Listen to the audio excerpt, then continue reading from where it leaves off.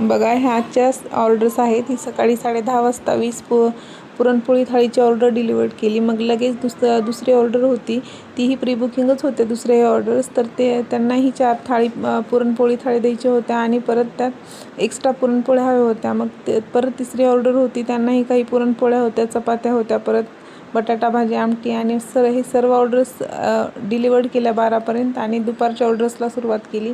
ओटा वगैरे क्लीन करूनच ऑर्डरला सुरुवात केली. आणि मग नंतर बघा हे मावा गुलाबजाम बनवले मस्त असे. आणि मग वडापाव होता, मंचुरियन्स होते, नूडल्स होते आणि पुरणपोळी होती, त्या ताईंना दुपारी द्यायची होती. तर हे सर्व ऑर्डर्स फ्रेश आणि एकदम डिलिशियस बनवल्या. आणि 5च्या अगोदरच ऑर्डर्स डिलिव्हर्ड केल्या. 4-4:30पर्यंतच ऑर्डर द्यायची होती, त्यामुळे वेळेवर ऑर्डर्स डिलिव्हर्ड केल्या. आणि त्या ताईंना 18 थाळी पॅकिंग हवे होते आणि मग एक्स्ट्रा परत वडापाव आणि पुरणपोळ्या एक्स्ट्रा द्यायच्या होत्या कंटेनरमध्ये, तर त्या तशा दिल्या. आणि दुसरी एक ऑर्डर होती, त्या ताईंना 1/2 kg मावा गुलाबजाम आणि मंचुरियन्स हवे होते.